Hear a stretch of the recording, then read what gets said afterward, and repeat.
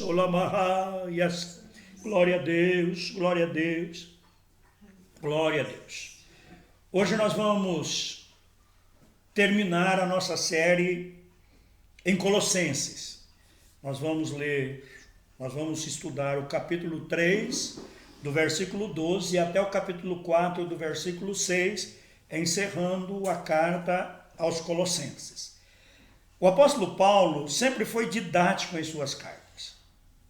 Quando ele escrevia as igrejas, sempre ele fazia de uma maneira a ser bem entendido, bem compreendido. Nós já estudamos aqui na igreja Hebreus, né? Tivemos uma série em Hebreus que levou muito tempo, né? Tinha vezes que a gente enroscava em 2 versículos, ia 2, 3 domingos estudando aquele mesmo capítulo. Depois estudamos Efésios e agora estamos estudando Colossenses. Estamos terminando a carta aos Colossenses. E sempre Paulo escreve com um esboço mais ou menos assim. Ele tem a saudação, ele fala que ele é um apóstolo de Cristo porque Deus o fez assim e tal. E aí ele entra no corpo da carta falando sobre a doutrina da morte e ressurreição com e em Cristo.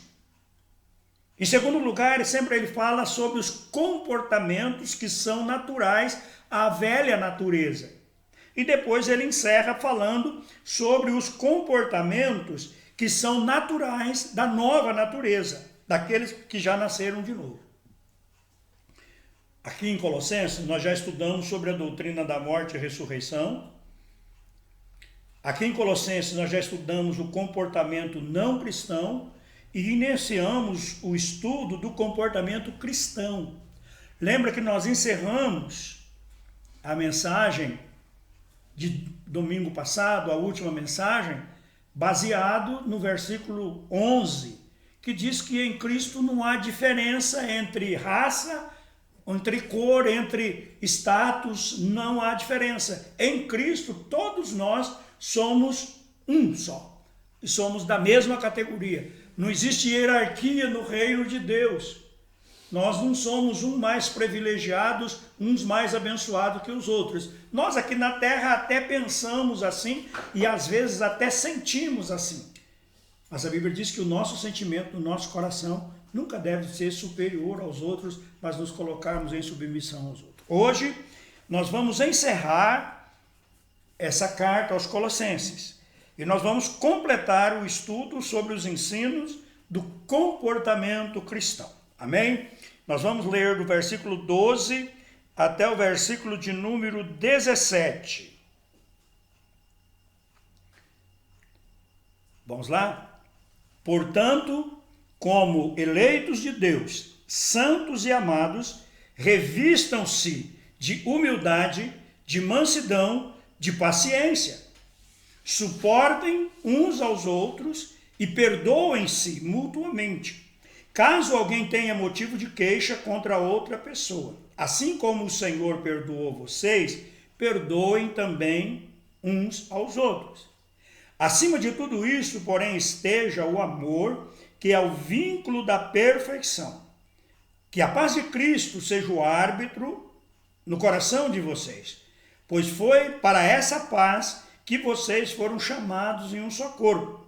E sejam agradecidos, que a palavra de Cristo habite ricamente em vocês, e instruam e aconselhem-se mutuamente em toda a sabedoria, louvando a Deus com salmos, hinos e cânticos espirituais, com gratidão no coração. E tudo o que fizerem, seja em palavra, seja em ação, façam em nome do Senhor Jesus, dando por ele graças a Deus Pai. Queridos, nesse texto que nós lemos, nessa parte, nós lemos sobre o comportamento do cristão no dia a dia. Paulo diz o seguinte, que nós somos de Deus, filhos de Deus, eleitos de Deus, então nós devemos nos encher, nos revestir da nova natureza de Deus. E essa nova natureza de Deus, ela traz para nós compaixão, compaixão profunda. Compaixão aqui é você sentir dor pelo sofrimento dos outros. Jesus Cristo, a Bíblia diz que quando ele olhou para o povo ali, e ele sentiu uma grande compaixão, ele sentiu a dor daquele povo. Por quê? Porque eles estavam como ovelhas sem ter pastor.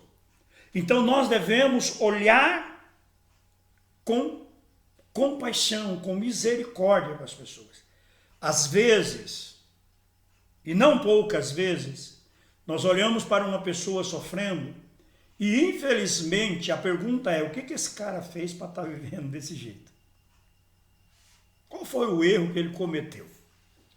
Não é assim que a Bíblia diz. Quando eu vejo uma pessoa em sofrimento,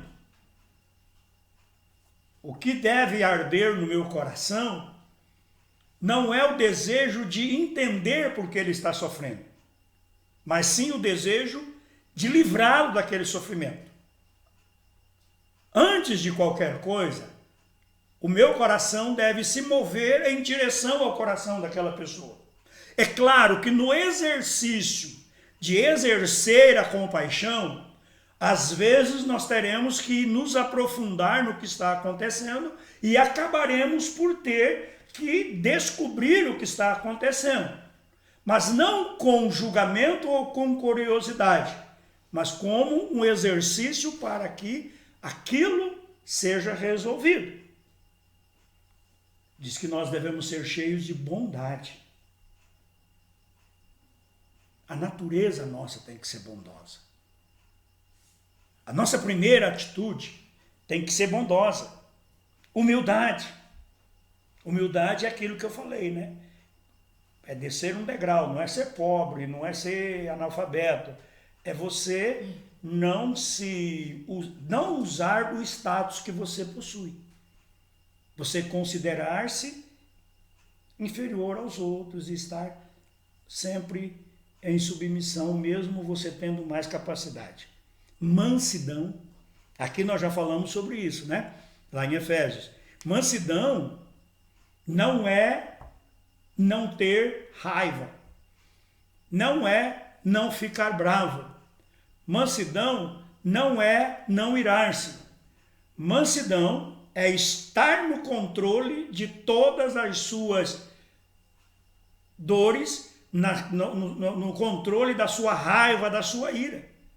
Mesmo que você tenha motivos para explodir, você se controla e não explode e ainda trata o outro com atenção e carinho. Isso é mansidão. Paciência. Paciência é uma coisa perigosa, porque eu sempre ouvia minha mãe e ouvia outras pessoas, e eu também dizia, né, quando cresci: ó Deus, dá-me paciência. Aí eu estava lendo a carta aos Romanos, e o apóstolo Paulo diz que a tribulação gera a paciência, produz a paciência. Falei assim: então se eu ficar pedindo para Deus paciência, vai vir tribulação. Paciência é você suportar com calma, suportar com amor a situação que está passando. Agora Paulo também fala no versículo 13 que nós devemos suportar uns aos outros. Aqui esse suportar nós podemos entender de duas maneiras. A primeira maneira é que o outro é muito chato e apesar da chatura dele a gente suporta aquela pessoa, mantém a amizade com aquela pessoa, mantém o amor por ele, mantém o cuidado por ele. Mas a parte que eu mais gosto do suporte em si é que suportar significa dar apoio, ajudar. Suportar um marido chato ou uma mulher chata é apoiá-los. Suportar um amigo ruim é trabalhar para que ele se transforme. Então não é apenas você carregar o fardo do problema que o outro tem. Pelo contrário, é você ajudá-lo. Não é você carregar o fardo só por carregar e deixar que tudo fique igual. Suporte é uma ajuda para a pessoa mudar. E ele diz aqui também que nós devemos perdoar uns aos outros. Olha, presta bem atenção. Perdão não é uma... como é que eu posso dizer, meu Deus? Fugiu a palavra aqui. Uma escolha. Perdão para o cristão é uma obrigação. Outra coisa, perdão não é deixar para lá. Perdão é tirar a culpa. Perdão não é esquecer. Perdão é você tirar a culpa de sobre aquela pessoa. Por exemplo, o arroz queimou. E o marido chega em casa, tá aquele cheiro de queimado. A mulher diz para ele: "Ô, meu amor, perdoa, hoje eu vacilei e queimou o arroz." Perdão não é dizer, deixa para lá. E comer aquela comida com a cara emburrada, porque daqui a pouco, se houver de novo uma queima, ele vai dizer: "Mas peraí, vai ficar queimando arroz agora o tempo todo?" Então, perdoar significa tirar a culpa. Significa que aquela pessoa não tem culpa pelo que aconteceu. E presta bem atenção. Perdoar, quando a pessoa é perdoada, ela se torna ré primária, ela não tem mais pecado. Ela não tem mais erro. Isso que a gente precisa entender. Tinha uma missionária que ela ensinava muito isso para o grupo de adolescentes que ela cuidava. E tinha um adolescente lá que era terrível para roubar. E ela perdoava o cara, passava a mão na cabeça dele, ensinava para ele e tal. Quando foi um dia, ele roubou um dinheiro lá que era para comprar comida para os outros e ela ficou extremamente agastada. E foi falar com ele, bravo. E falou para ele assim: "Rapaz, essa já é a 10ª vez que você faz isso." Ele olhou para ela e falou assim: "Quer dizer que aquelas vezes que você falava que está perdoado, era tudo mentira, né?" Ela falou: "Por quê? Ué, você não ensinou que perdão anula a culpa? Então eu nunca roubei, foi a primeira vez." Apesar dele estar usando o perdão que ela concedia como desculpa para continuar sendo malandro, ele estava certo. Conta-se que um casal de namorados foram chamados para a obra e eles estudaram, se prepararam e estavam muito felizes porque eles iam para a obra e tal. E um dia vacilaram, tiveram relação sexual. Mas assim, terminou a relação sexual, um já emburrou para um canto, outro já emburrou para o outro chorando, que não devia ter feito aquilo, e ai meu Deus do céu, por que nós fomos cair, oraram, pediram perdão e tal, e tocaram a vida. Aí ele não sabia se ele tinha que confessar para o pastor, ninguém sabia. Se ele tinha que confessar na igreja, o que ele fazia tal, e aí um dia tinha uma vigília lá na igreja, ele muito angustiado, ele dobrou o joelho e falou: "Deus, eu não quero nem saber o que vai acontecer. Eu pedi perdão, mas eu não estou sentindo que o problema está resolvido. Então eu quero pedir um favor para o senhor, me expõe diante da igreja. Usa alguém em profecia e revela o meu pecado diante da igreja, para que eu possa me consertar contigo e ter paz." E foi para o culto, para a vigília. E orou, o tempo passou, ele está ali chorando: "Deus, fala comigo, fala, Senhor, tem misericórdia." De repente levantou uma irmãzinha lá atrás assim e disse: "Meu filho, eis que eu falo contigo. Você me pediu para expor o teu pecado nesta noite. Mas, meu filho, Eu não posso fazer isso. Porque a minha palavra diz que quando eu perdoo, eu lanço no esquecimento. E eu te perdoei. Eu não sei qual foi o pecado que você fez. Não está diante de mim o pecado que você fez. Viva na paz que eu te dou.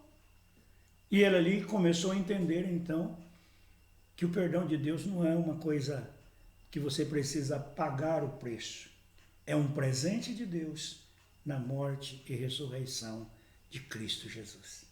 É pelo sangue de Cristo que nós somos perdoados. Isso não significa que você vai continuar pecando e fazendo as coisas de qualquer jeito. A Bíblia diz que quem se arrepende, e arrependimento é dor, é sofrimento pelo que aconteceu, pelo pecado.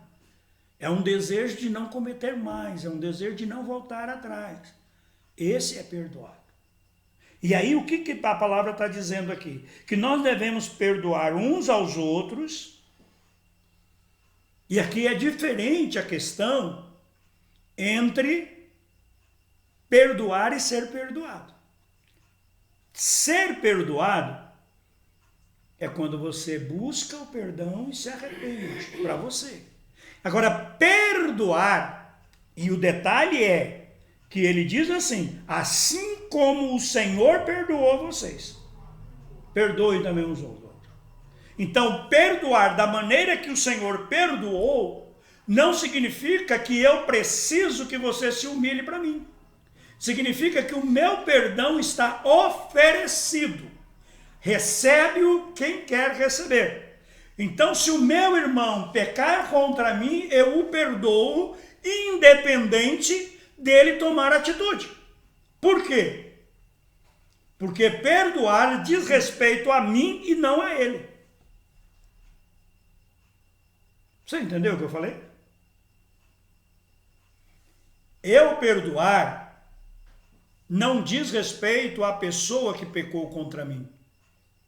Eu perdoar diz respeito à minha pessoa, obedecer o que a palavra de Deus diz e agir como Deus em Cristo agiu nos perdoando. Então, se alguém pecar contra você, não espere que ele se arrependa. Perdoe-o. Se ele se arrepender, ele vai receber esse perdão. A mesma coisa. Por exemplo, em Cristo, lá na cruz, Deus perdoou todos os pecados que já tinham acontecido e todos os pecados que iriam acontecer. O perdão hoje está dado, está oferecido. Mas só toma posse desse perdão, só vive esse perdão quem se arrepende de verdade e busca a reconciliação com Deus. Mas Deus já fez a parte dele.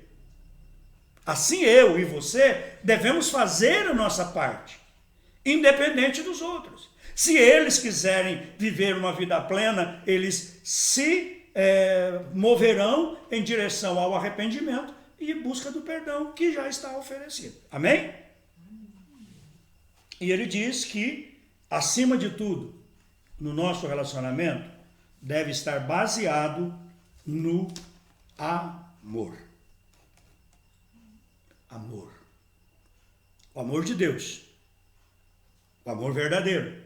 O amor fraternal. E aí ele vai dizer também, no versículo 15, o seguinte: a paz de Cristo seja o árbitro no coração de vocês. A paz de Cristo seja o juiz no coração de vocês. Eu aprendi que nós somos espírito, alma e corpo. Nós somos uma unidade que tem três características, ou três partes, ou três compartimentos, mas num só. Assim como Deus é Deus Pai, Deus Filho, Deus Espírito Santo é um, nós seres humanos somos espírito, alma e corpo, mas somos uma unidade. E que a nossa alma é a sede dos nossos pensamentos, da nossa vontade, das nossas emoções.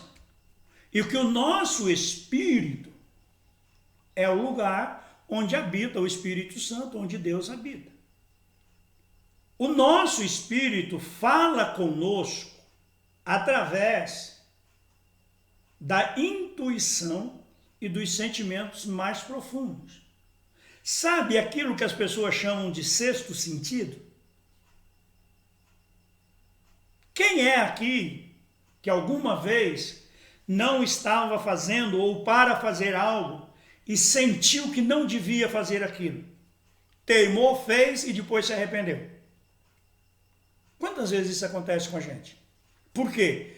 Porque aquilo que nós sentimos era a voz do nosso espírito que está em contato com Deus falando conosco. A serenidade, a paz de Cristo, ela habita em nosso espírito. Há um certo pregador que disse uma coisa e eu gostei disso, que essa paz de Cristo, que é o nosso árbitro, ela funciona como se fosse um sinal de trânsito.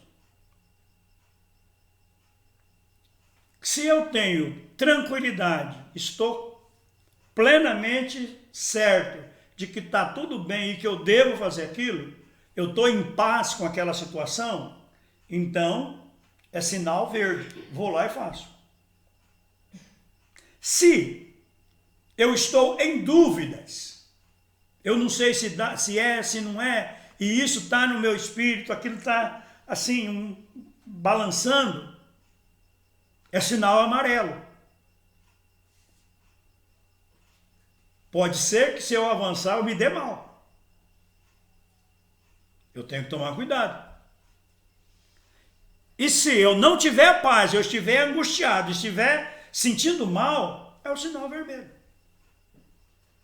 Paulo está dizendo que a paz de Cristo, a tranquilidade, a serenidade interior, a paz que vem de Cristo, é o nosso juiz. Nós devemos buscar viver de acordo com essa paz. Muitas das decisões que nós tomamos, que são atropeladas, elas nos dão problemas exatamente porque nós não buscamos a tranquilidade do Senhor para tomar decisões. E Paulo está dizendo que seja a paz de Cristo o árbitro de vocês. E no versículo 16, ele vai dizer assim: a palavra de Cristo deve habitar em vocês. A palavra de Cristo não deve estar na estante. A palavra de Cristo não deve estar num lugar onde eu consulte ela de vez em quando.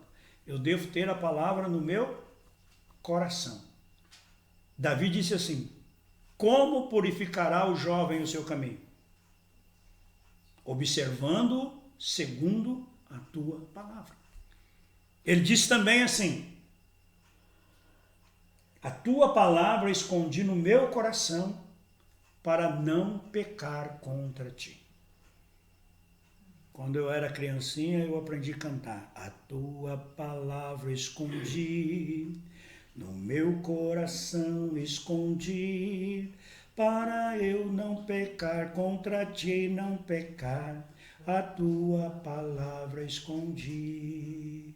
De pequenininho, isso vem crescendo. É assim que nós devemos estar. Irmãos, nós estamos vivendo aqui na comunidade, no nosso ministério, um tempo em que a palavra de Deus é o centro das nossas reuniões. Porque é assim que a Bíblia diz. A Bíblia não diz que nós devemos cantar 1 hora, meditar na palavra 15 minutos. A Bíblia diz que a palavra tem que estar dentro de nós, rica dentro de nós. E aí depois ele vai dar um ensinamento no versículo 17 maravilhoso. Tudo o que você fizer, seja em palavras, aquilo que você fala, e aquilo que você faz, seja em ação, você deve fazer isso em nome de Jesus, dando glórias ao Pai. Lavar louça deve ser feito Em nome de Jesus. Por que nós fazemos o serviço de lavar a louça? Porque nós fazemos isso guardados no poder de Jesus. A minha força não está na minha saúde. A minha força não está em ter feito muito exercício e ter um corpo sarado. A minha força para fazer algo, a mínima coisa ou a máxima coisa, existe porque, oh aleluia, o nome de Jesus, o poder de Jesus, a obra de Jesus, lá na cruz, na vida dele, é que me fortalece.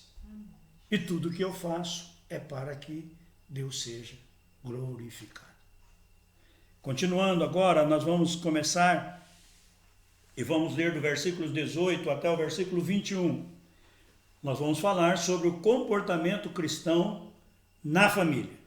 Vai ser um pouquinho mais curto, porque esse aqui já está bem batido, né? Diz assim, versículo 18, capítulo 3, versículo 18. Esposas, que cada uma de vocês se sujeite ao seu próprio marido, como convém ao Senhor. Maridos, que cada um de vocês ame a sua esposa e não a trate com a amargura. Filhos, em tudo obedeçam a seus pais, pois fazer isso é agradável diante do Senhor.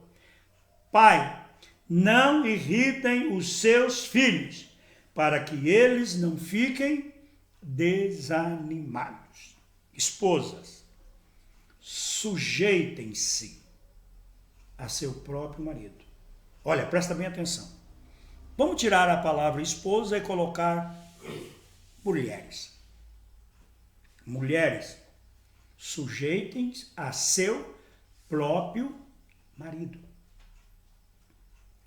Não está escrito assim, mulheres crentes do ministério levando a cruz, ou de qualquer uma outra igreja, denominação, sujeitem-se ao pastor ou à pastora. Está escrito ao seu próprio marido.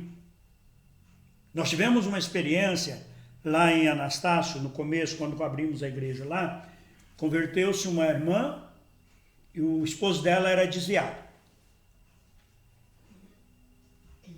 Nós a batizamos, tal. Eu era amigo do esposo dela, estava sempre junto lá, a sogra dela e o sogro dele congregavam com a gente, e quando foi um dia, ela estava muito brava e ela veio falar comigo, pastor, o Evandro não quer que eu vou mais na igreja. Mas eu não vou deixar de vir na igreja por causa dele, aquele desviado, não sei o quê. Falei, você está errado. Você não está se sujeitando a ele. Não, mas eu falei, não. Mas pastor, eu vou deixar de vir na igreja? Vai. Você não vai deixar de ser cristão. Você não vai deixar de amar a Jesus. Você só não vai reunir-se com o povo. Como assim, pastor? Você vai se preparar na hora do culto, na hora que você costuma sair para o culto, você vai se preparar e vai dizer, meu bem, Evandro, eu estou indo para a igreja. E se ele falar, não vai, você fala, tudo bem, não vou. E volta para o seu quarto e vai orar e ler a Bíblia. Pastor, mas assim eu não vou mais frequentar a igreja. Eu falei, mas você vai obedecer o que a palavra de Deus diz. E Deus é responsável em mudar essa situação. Quando você cumpre o que a palavra de Deus diz, Deus é responsável a fazer com que a palavra dele se torne verdade na sua vida. A Bíblia não diz, crê no Senhor Jesus e será salvo tu e a tua casa? E ela desapareceu mais de 30 dias da igreja. Nós orando por ela, de vez em quando eu visitava ela, ele era muito amigo meu, ia lá na casa deles, conversava, comia lá com eles, ela era pescador, eu gostava de comer peixe lá com eles. Quando foi um dia, eu olho para a porta, quem vem entrando? O Evandro com os filhos no colo e a Ângela atrás deles. E o Evandro sentou, na hora do apelo, o Evandro se reconciliou com o Senhor Jesus e foram viver a vida de casados na paz do Senhor. Por quê? Porque ela pôs em prática o que a palavra de Deus diz. Sujeite-se ao seu marido. Eu lembro que um tempo tinha as irmãs que se gloriavam de ter apanhado do marido para ir na igreja. Porque o marido não queria que ela fosse na igreja. Precisava ter apanhado. Bastava ter aprendido o que a palavra de Deus diz. Continuar fiel a Deus, continuar orando pela conversão do esposo, orando pela libertação do esposo, firme em casa, fazendo o que a palavra de Deus diz, se submetendo ao seu próprio marido.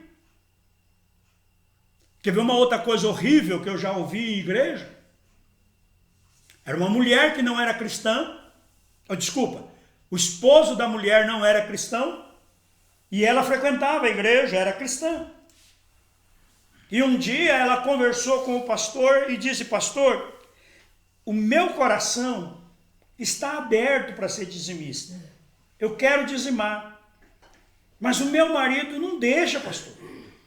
Aí o pastor arrumou uma solução diabólica para ela. Disse: faz assim. Quando você for fazer compra, se ele te der R$50, você só compra 45. E os 5 você dá de dízimo.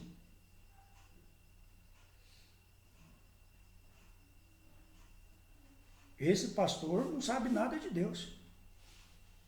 Esse pastor não conhece o coração de Deus.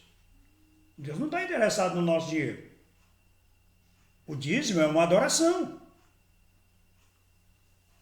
Não traz nenhuma vantagem para nós. Nós não estamos comprando Deus por causa do dinheiro. Isso é roubar. Ela era que não entregar dízimo nenhum e continuar sendo fiel ao esposo dela. E orando para que Deus resolvesse o problema na vida dela, salvando o marido ou liberando o marido para que ele desse a ela algum dinheiro. Versículo 19. Maridos, ame a sua esposa e não a trate com amargura. Não faça a vida da sua esposa ser difícil. Facilite as coisas. Facilite. Amar aqui é o mesmo amor que a Bíblia nos diz lá em Efésios, que é da mesma maneira que Cristo amou a igreja e se entregou por ela. O marido deve estar disposto a dar a sua vida para que a sua esposa viva. Ele deve ser aquele que conduz o lar na paz, para que a esposa também tenha paz. Os filhos devem obedecer aos seus pais e os pais não devem irritar os seus filhos. Nós devemos amá-los, cuidar deles. Uma das coisas que mais irrita num filho é quando um filho se dispõe a obedecer e a trabalhar, ele não ser reconhecido no que ele faz. Conheço muitas pessoas que dizem assim: eu não vou fazer nada não, não adianta nada, ninguém vê o que eu faço. Por que você age dessa maneira? Estou nem aí, ninguém se importa mesmo, se eu fizer certo ou fizer errado, eu vou levar bronca, vou levar esculhambação do mesmo jeito. Nós pais devemos aprender a elogiar e aprender a repreender. Um garoto chegou em casa todo feliz porque ele tinha tirado 7,5 na prova. O pai o recebeu, ele alegre: olha pai, aqui é a minha prova, olha a nota que eu tirei, pai, todo feliz da vida. Uma matéria difícil. O pai olhou, a prova valia quanto? Valia 10. Ué, e você está feliz por ter tirado 7,5? Não podia pelo menos ter tirado um 9,5? Quantos pais fazem isso? Quantas vezes eu fiz isso? Estamos errados. Não devemos irritar os nossos filhos. para que eles não se desanimem. Do versículo 22 e 23, nós vamos ver o comportamento cristão no trabalho. Comportamento cristão do empregado no trabalho. A palavra servos aqui não cabe para o nosso contexto, porque servos aqui era escravo. Então nós vamos trocar a palavra servos por empregado, embora não seja 100% a mesma coisa. Mas vamos lá, porque o servo, o escravo, era aquele que trabalhava sem salário, só pela comida e ainda sofria. Mas no caso hoje, como não tem um escravo, pelo menos em nome de Jesus, não tem no nosso meio, né? Diz assim: empregados, obedeçam em tudo aos seus patrões, aqui na terra, não trabalhando apenas quando estão sendo vigiados, visando somente agradar pessoas, mas trabalhe com sinceridade de coração, temendo o Senhor. Tudo o que fizerem, façam de todo o coração como para o Senhor e não para as pessoas. O empregado que faz o serviço mal feito, por relaxo, não glorifica a Deus. O empregado que fica embromando, que trabalha arrastando, não glorifica a Deus. O pai da Priscila, no último dia que nós comemos lá na chácara, fomos almoçar, ele estava contando de um pastor que contratou uns irmãos da igreja para pintar a igreja. E ele chegou lá na igreja, os irmãos estavam cantando um corinho, que a igreja renovada cantava muito, né? A presbiteriana renovada cantava muito no começo, que era: vem visitar a tua igreja, uma coisa comprida, assim. Aí o pastor olhou e os caras estão lá. Esse negócio vai demorar muito. Aí o pastor reuniu os irmãos e falou: irmãos, vamos fazer o seguinte, esquece aquele trato meu. Quanto vocês querem para fazer o serviço? Tanto. Então tá bom, é por empreita, faça um serviço aí. Aí no outro dia ele chegou lá, os irmãos estavam cantando: eu quero trabalhar para o meu Senhor, levando a palavra com amor. Ou seja, uma pessoa dessa não está glorificando a Jesus. Ele está trabalhando bem porque agora ele é o patrão de si mesmo. Quando ele era o empregado da igreja, ele estava trabalhando relaxadamente. Tudo que a gente faz, olha de novo Paulo repetindo o que nós vimos lá. Tudo que você fizer, faça como você esteja fazendo para Deus. Faça de todo o coração. Eu não estou dizendo que você tem que se arrebentar. Você tem que ser aquele cara que faz além do que deve fazer. Não.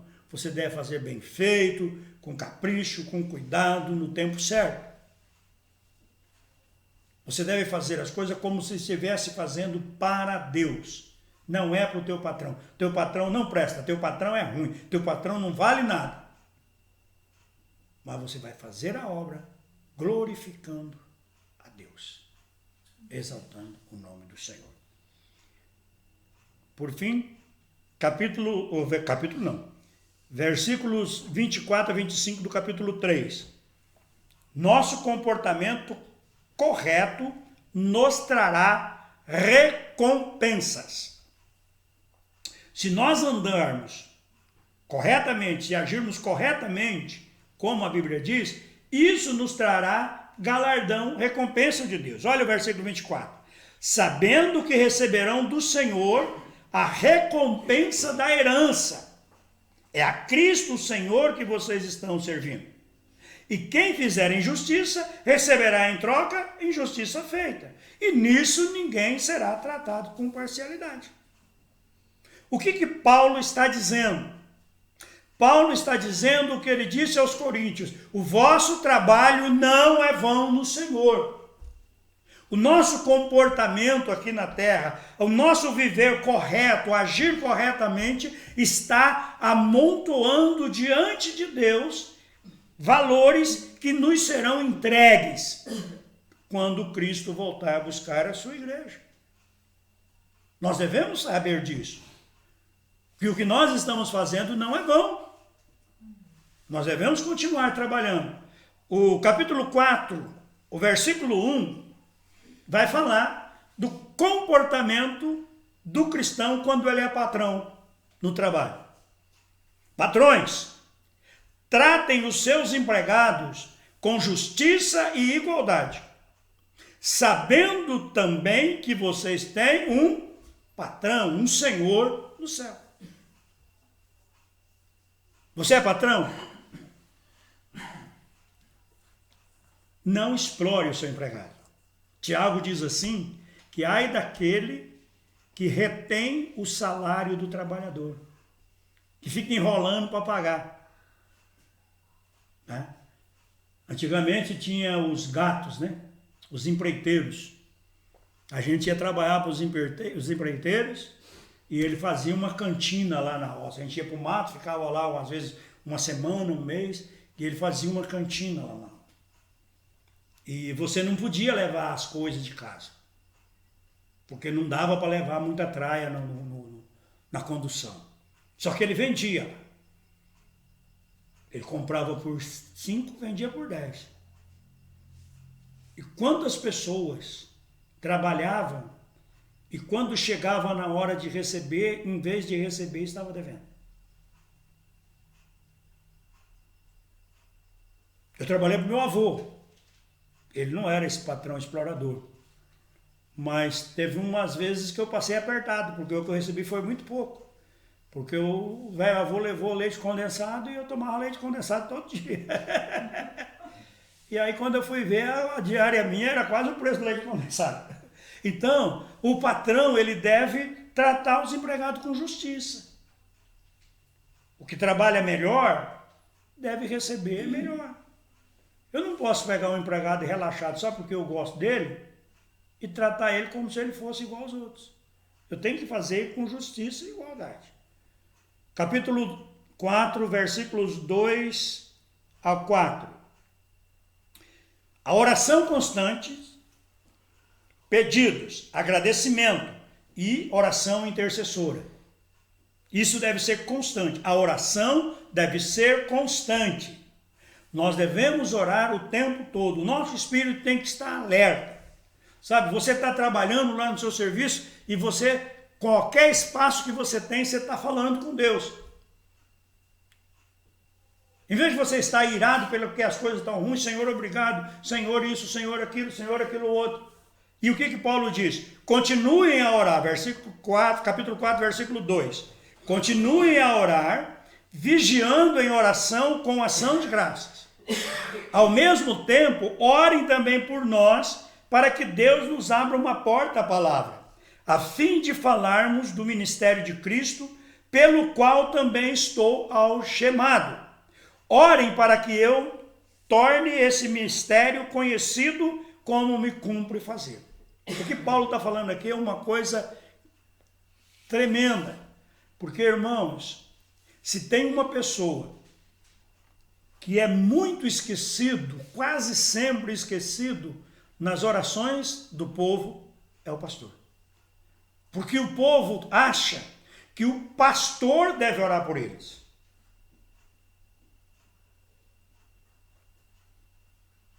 Ô pastor, ora por mim, pastor. O senhor está orando por mim, pastor? O pastor tem a obrigação de orar. Claro, o pastor tem a obrigação e ora. Mas e nós, as ovelhas, oramos pelo nosso pastor? Paulo diz assim, que o mistério de Deus se tornará conhecido e as portas se abrirão quando a igreja ora pelo pastor. Então, muitas vezes, a falta de desenvolvimento espiritual, a falta de crescimento qualitativo da igreja, não é só culpa do pastor. Muitas vezes a igreja não está suportando, no sentido de ajudar em oração, o pastor. Porque o pastor é forte, o pastor é espiritual. Culpa disso É de muitos pastores que se posicionam como superiores. Não deixam os irmãos ver fraqueza deles. Quero fazer uma pergunta para você que frequenta a igreja há muito tempo. Você já ouviu o pastor falar que está com depressão?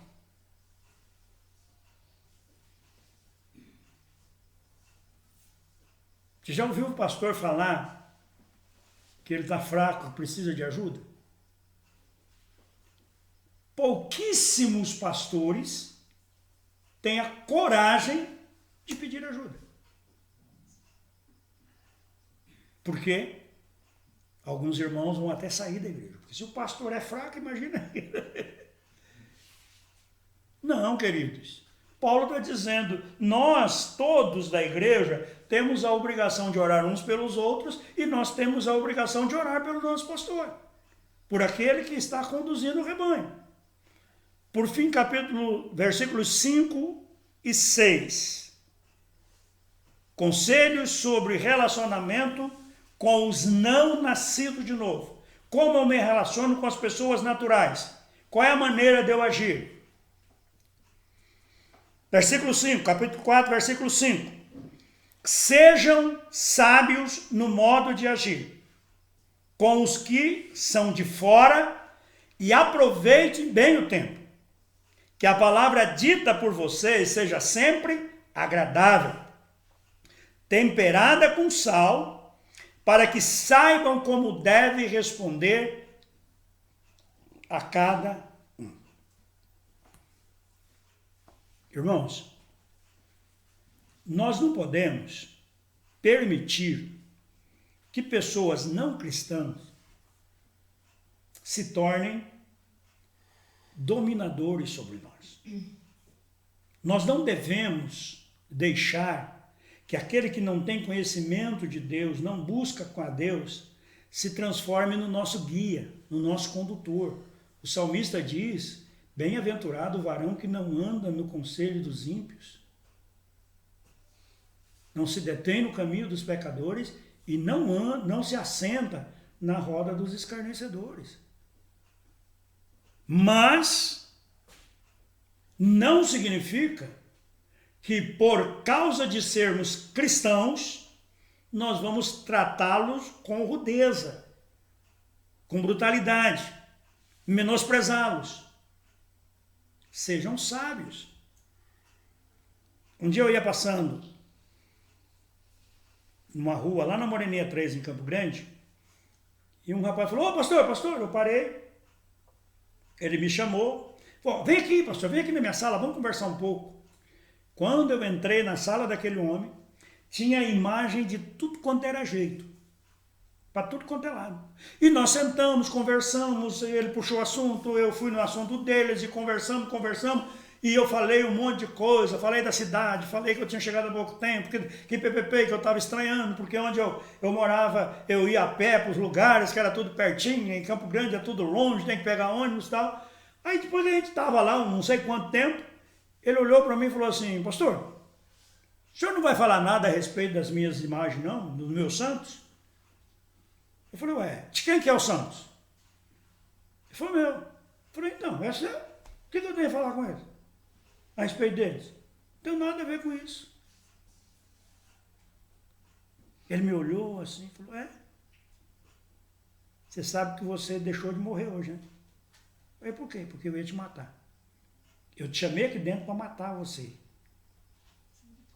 Eu estou armado aqui e esperava que você fizesse que nem os crentes fazem, falasse mal das minhas imagens, que eu ia tirar a tua vida aqui. Você é diferente. Quero ser teu amigo. Eu falei, pode ser, tempo que você quiser. Nunca mais nos encontramos. Mas se Deus não tivesse me dado sabedoria e eu não tivesse agido sabiamente, eu poderia ter perdido a minha vida naquele dia. Claro que Deus poderia me livrar. Mas eu agi com sabedoria. A imagem é sua, o problema é seu. Da mesma maneira eu fiz com um casal na igreja. Se converteram, batizaram, e depois eu descobri que eles tinham uns santos de devoção, umas imagens lá e tal. E que a irmã dava cafezinho para o santo dela todo dia, para o Benedito todo dia. E o Benedito tinha dia que tomava, porque ela botava o café lá, quando ia pegar, estava vazia a xícara. Eu fui lá, na casa deles, visitar. A primeira coisa que eu vi na casa deles, o dia que eu fui, a primeira vez que eu fui na casa deles, eles já eram batizados. Porque o irmão trabalhava muito, a irmã também trabalhava, então, para ir na casa deles, eu encontrava eles no trabalho, eu conversava com eles mais no trabalho do que na casa deles, porque só iam à noite para casa, eu não ia tirar a liberdade deles. A primeira coisa que eu vi foi um elefante com a bunda virada para a porta, assim. Aí depois eu descobri que aquilo lá era uma simpatia para entrar dinheiro na casa. Esse bunda de elefante valesse dinheiro, não tinha indiano pobre, né? Porque tem bunda de elefante de monte lá. E aí nós estávamos lá conversando, aí a irmã falou assim, pastor, acontece isso, isso e isso. Contou que ela tinha as imagens dela, contou que ela dava café para o santo, que ela tinha umas literaturas lá, papapá, papapá, papapá. O que eu faço com isso? Eu falei, olha, quero fazer uma pergunta para você. Você tem certeza que você recebeu Jesus como Senhor da sua vida? Tenho. Jesus é teu Senhor? É. Você é nova criatura? Sou. Você é batizado com o Espírito Santo? Sou. Você fala língua estranha? Fala. Então por que você está perguntando para mim o que você tem que fazer? Você tem que perguntar para o Espírito Santo. Tem que perguntar para Deus o que você faz com isso aí. Não sou eu que vou quebrar as suas imagens. Porque se eu quebrar isso, pode ser que no seu coração não seja quebrado. E amanhã ou depois, você se volte contra mim, porque eu agi dessa maneira. Agora, se o Espírito Santo falar alguma coisa para você, você vai fazer e nunca mais vai se arrepender. E fui embora. No outro domingo, a Priscila sempre ia brincar com os meninos dele, eles tinham um casalzinho de filhos. Aí a Priscila e a Paulinha era bem molecotinha. A Priscila chegou em casa assustada. Pai do céu! Eu falei, o que foi? O irmão Mauro e a irmã Lourdes cavaram um buraco lá no fundo da casa dele, jogaram um monte de livro, umas imagens de um santo, tacaram fogo, quebraram tudo, pai, e enterraram. Eu falei, amém. E eles tomaram a decisão deles. Passado um tempo, eu deixei de ser pastor daquela igreja, fui transferido. Depois eles mudaram para São Paulo, para a cidade de onde eles tinham vindo. Hoje, o irmão Mauro já faleceu e a irmã Lourdes é pastora de uma igreja. Não precisou eu tomar a autoridade. Não. Eu fiz aquilo que a palavra diz. Seja sábio no relacionamento com as pessoas, principalmente com os que são de fora. Não precisa ser duro no falar. Não precisa adular as pessoas. Mas não precisa ser rude. Vai com calma. Concluindo, porque hoje foi grande, hein? Já está com 53 minutos de pregação. Nós estamos encerrando aqui, irmãos, o estudo da carta aos Colossenses. Nós estudamos do capítulo 1, versículo 1, até capítulo 4, versículo 6. O restante do capítulo 4, do versículo 7 até o 10, que nós não lemos, são as conclusões. Saudação à igreja de Colosso. E nós aprendemos 4 verdades que eu quero que fiquem no coração de vocês nessa carta aos Colossenses. Primeira verdade. Ao recebermos Jesus como Senhor, morremos crucificados com e em Cristo. E também ressuscitamos com e em Cristo. Fomos gerados de uma nova natureza, a natureza divina.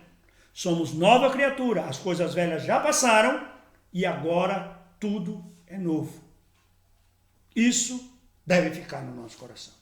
Segundo, como filhos de Deus, agora devemos abandonar as práticas que tínhamos anteriores ao novo nascimento.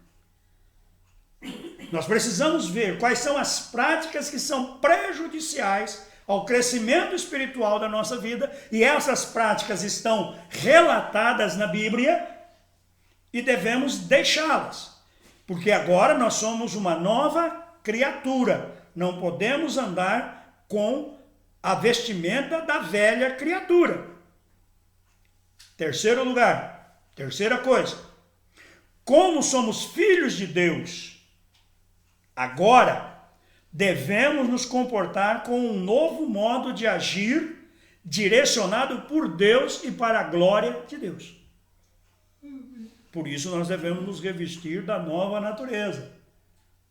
Então nós vamos buscar em Deus quais são as maneiras de nós agirmos. Você nunca vai me ver dizendo o que você tem que fazer. Eu vou dizer o que a Bíblia diz que você tem que fazer. Agora, existem muitas coisas que a Bíblia não está dizendo que Deus quer que você não faça. Porque algumas coisas que Deus cobra de mim, Ele não cobra de você. Porque Deus cobra de mim aquilo que me atrapalha na comunhão com Ele. Então eu preciso buscar em Deus a orientação. Por fim, a quarta coisa que nós devemos guardar no coração. Devemos saber que Deus nos recompensará o trabalho e sofrimento, os detrimentos que sofremos, que temos que viver quando Cristo voltar a buscar a sua igreja. E então nós nos encontraremos com Ele na nuvem e receberemos a herança dos santos. Maranata. Vem, Senhor Jesus. Amém? Oremos. Alabassurica.